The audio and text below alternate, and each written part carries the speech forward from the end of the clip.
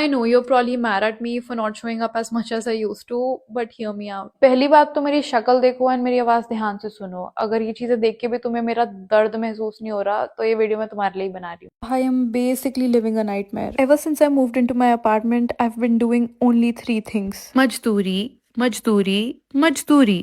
और मैं मजबूर हूँ। एंड यार दिन रात सुबह शाम लगे रहने पर भी ये काम खत्म होने का नाम ही नहीं ले रहा है। एंड मुझसे ज्यादा तो ये गत्ते मेरे घर में बस चुके हैं बिकॉज मैं कितना भी फेंकू कितना भी साफ कर लूँ, every morning I wake up to this and I am still living out of suitcases because I haven't purchased a cupboard yet. The only food I am living off right now is instant noodles for dinner and store bought salads for lunch. Not because I don't want to cook, but because I currently don't have a fridge or a microwave. In case you're wondering how I'm managing without them, or why I chose to spend my budget on a vanity over something more important, like a fridge. तो अपने सवाल अपने पास रखो। I'm dealing with enough, okay? और अपने hate comments भी, please, जो भी hate comment करेगा उसे मुझे भेजने पड़ेंगे दाल चावल, क्योंकि अब बस नहीं खाया जाएगा यहाँ का घटिया फीका खाना। मुझको दाल चावल चाहिए। अब ये सब नाटक भी कम नहीं थे, जो दूसरी तरफ यूएस से जो सामान आ रहा था वो भी अटक गया। कस्टम्स वालों के ड्रामे कम थोड़ी होते हैं। जो सेम 1000 डॉक्यूमेंट मैं उनको पहले ही दे चुकी हूँ वो मुझे उनको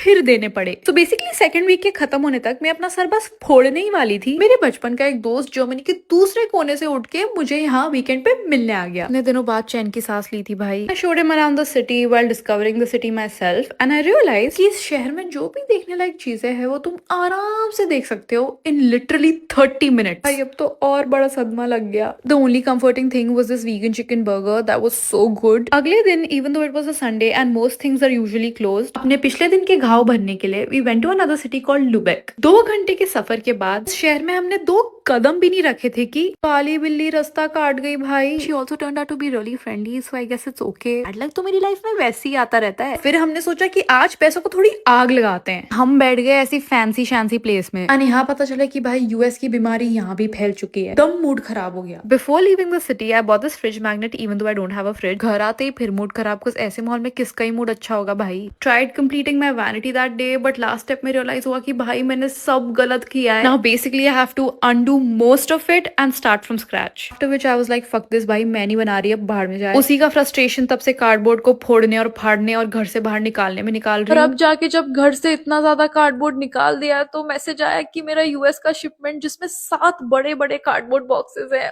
वो कल डिलीवर हो रहा है। ऑलरेडी जो सर के इतने बोझ है वो खत्म नहीं हो रहे, कल 200 किलो का बोझ और आ जाएगा एंड वो भी मुझको 4 फ्लोर अकेले चढ़ाना है। सो प्लीज मेरे सर पे और बोझ मत डालो। Be kind, peace guys.